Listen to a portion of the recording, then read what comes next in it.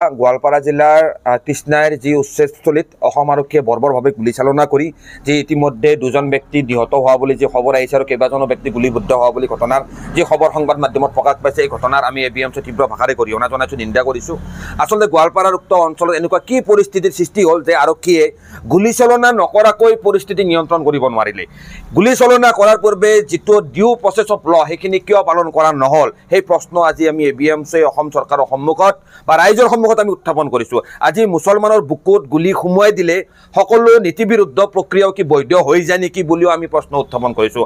আচলতে আজি দীৰ্ঘদিন ধৰি অসমত বিশেষকৈ ভূমিহীন সংখ্যালঘু মুছলমানসকলক লক্ষ্য কৰি লৈ অসম চৰকাৰে যি প্ৰণালীবদ্ধভাৱে উচ্ছেদ চলাই আছে, উচ্ছেদৰ বিৰুদ্ধে তীব্ৰ প্ৰতিবাদ সাব্যস্ত কৰি আহিছোঁ। আৰু গোৱালপাৰা উক্ত অঞ্চলত যিসমূহ ব্যক্তিক তাত উচ্ছেদ চলোৱা হৈছিল, সেই ব্যক্তিসমূহ যেতিয়া ঘৰ বাৰী ভাঙি দিয়া হৈছিল, সেই সময়ত কোনো ধৰণৰ হিংসাত্মক প্ৰতিবাদ হোৱা নাছিল, কোনো ধৰণৰ হিংসাত্মক ঘটনা সংঘটিত হোৱা নাছিল। কিন্তু এতিয়া ঘৰ বাৰী ভাঙি দিয়াৰ পিছত উক্ত ঠাইসমূহলৈ যিসমূহ ৰাস্তাৰে তেওঁলোক অহা যোৱা কৰি আছিল উচ্ছেদিত ব্যক্তিসকলে, সেই ৰাস্তাসমূহ আৰক্ষী প্ৰশাসনে তাত গাঁত খান্দি বন্ধ কৰি দিবলৈ এটা প্ৰচেষ্টা চলাইছিল। আৰু উক্ত ঘটনাটোক লৈ উক্ত অঞ্চলৰ ৰাইজৰ সৈতে এটা বাক বিতণ্ডাৰ সৃষ্টি হৈছিল। আৰু উক্ত বাক বিতণ্ডাৰ আলম লৈ অসম আৰক্ষীয়ে সম্পূৰ্ণ উদ্দেশ্য প্ৰণোদিতভাৱে উক্ত উচ্ছেদিত পৰিয়ালসমূহক লক্ষ্য কৰি আজি স্বয়ংকৃত মাৰণাস্ত্ৰৰে আজি গুলীয়াই দুজনকৈ ব্যক্তিক হত্যা কৰাৰ খবৰ আহিছে আৰু কেইবাজনো ব্যক্তি গুৰুতৰভাৱে আহত হৈছে।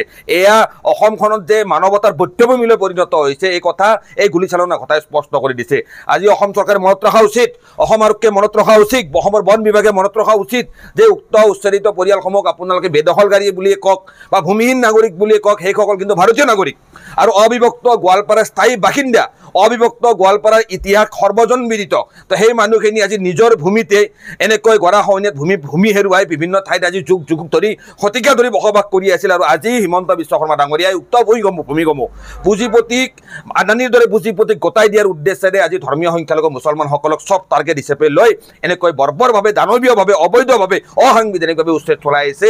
এই গুলীচালনা ঘটনাৰ আমি তীব্ৰ বিৰোধিতা কৰিছোঁ। অসমৰ সৰ্বস্তৰৰ জনগণক এই গুলীচালনা ঘটনাৰ বিৰুদ্ধে প্ৰতিবাদ সাব্যস্ত কৰিবলৈ আমি এবিএমচি আহ্বান জনাইছোঁ। কাৰণ অসমৰ সৰ্বস্তৰৰ ৰাইজে এতিয়াও যদি এনেকুৱা ধৰণৰ অসম চৰকাৰৰ এনেকুৱা দানৱীয় আচৰণৰ বিৰোধিতা নকৰে, এদিনাখন এনেকুৱা ধৰণৰ আচৰণে অসমৰ সৰ্বস্তৰৰ জাতি ধৰ্ম বৰ্ণ নিৰ্বিশেষে সৰ্বস্তৰৰ জনগণক এটা ৰাষ্ট্ৰন্ত্ৰৰ দৰে পৰিৱেশ সৃষ্টি কৰাৰ এটা পৰিৱেশ সৃষ্টি হ'ব। আৰু আটাই এনেকুৱা শাসন ক্ষমতাৰ বলত পংগু হৈ পৰাৰ এটা পৰিৱেশ যে আহিব, সেই কথা নিশ্চিত।